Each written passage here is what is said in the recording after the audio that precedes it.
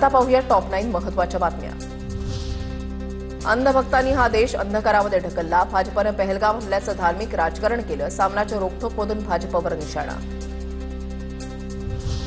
आरक्षण मर्यादा ओलांडलेल्या 20 जिल्हा परिषद वगळता इतर ठिकाणी निवडणुका 125 पंचायत समित्यांचाही बिगुल वाजणार। मंगळवारनंतर राज्य निवडणूक आयोगाकडून घोषणा केली जाणार।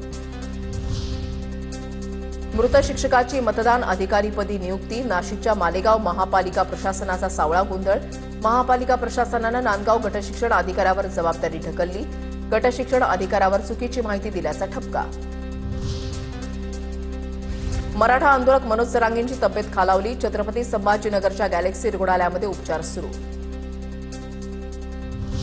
जेएसडब्ल्यू ग्रुपचे व्यवस्थापकीय संचालक सज्जन जिंदाल यांना दिलासा। जिंदाल यांच्या विरोधातील गुन्ह्याचा तपास करण्यात उच्च न्यायालयाचा नकार।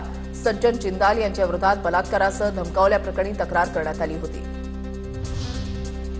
नवी दिल्ली आणि उत्तरेमध्ये दाट धुक्यामुळे रेल्वे सेवा विस्कळीत। आठवड्याभर धोक्याचं साम्राज्य। शनिवारी राजधानी, दुरांतो आणि तेजस सारख्या प्रीमियम रेल्वे सुद्धा काही तास धावत होत्या विलंबानं। गोरेगाव खंडणी प्रकरणामध्ये मराठी अभिनेत्री हेमलता पाटकर यांच्यावर सुद्धा गुन्हा दाखल। एका बिल्डरकडून 10 कोटी रुपयांची खंडणी मागितल्याच्या आरोपावरून 2 महिलांना अटक। शिल्पा शेट्टीची डीप फेक छायाचित्र धक्कादायक। संबंधित संकेतस्थळावरून फोटो तत्काळ हटवा। मुंबई उच्च न्यायालयाचे आदेश। डीप फेक प्रतिमा प्रसारित होत असल्याचा दावा करून शिल्पा शेट्टी हिनं उच्च न्यायालयामध्ये धाव घेतली होती। मुंबईतील वाढत्या प्रदूषणावर हायकोर्टाची पालिका प्रशासनावर नाराजी। प्रदूषण रोखण्याच्या कारवाईमध्ये कुचराई केली तर याद राखा, पालिकेच्या सहाय्यक आयुक्तांवर कारवाई करू। हायकोर्टाचा प्रशासनाला इशारा। या टॉप 9 बातम्यांचा आढावा घेऊयात। नवीन वर्षाच्या स्वागतासाठी लाखोंच्या संख्येनं पर्यटक कोकणामध्ये दाखल। गणपतीपुळे, आरेवारे, दापोली, हर्णे, मुरुड या सर्वच समुद्रकिनाऱ्यांवर पर्यटकांची गर्दी। नागपुरात 31ला धिंगाणा घालाल तर हॅपी न्यू इयर पोलीस कोठडीमध्ये साईल। नागपूर पोलिसांनी नवीन वर्षासाठी आखला प्लॅन। शहरातील 131 ठिकाणी असणार पोलिसांची नाकाबंदी। तुळजाभवानीच्या शाकंभरी नवरात्र महोत्सवाला आजपासून सुरुवात। तुळजाभवानीची मंचकी निद्रा संपवून आज पहाटे 2 वाजता तुळजाभवानीची मंदिरामध्ये पारंपरिक पद्धतीनं सिंहासनावर प्रतिष्ठापना।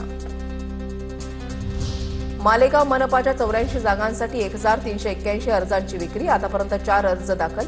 1381 अर्जांच्या विक्रीतून मनपाला 2,62,000 रुपयांचं उत्पन्न। प्रचार रॅली सभांसाठी नागपूर मनपाचे कडक नियम। विनापरवानगी सभा घेतल्यास 1.5 पट दंड। प्रचार सभा, कॉर्नर सभा आणि चौक सभांसाठी अधिकृत दर निश्चित। परभणीमध्ये 2 दिवसीय विज्ञान महोत्सवाचं आयोजन। खासदार फौजिया खान यांनी आयोजित केलेल्या महोत्सवात जिल्ह्याभरातील हजारो विद्यार्थ्यांची हजेरी। सातारच्या कराडमध्ये 4थी पश्चिम महाराष्ट्र सहकार परिषद पार पडली। परिषदेचा खासदार नितीन काका पाटील यांच्या हस्ते शुभारंभ।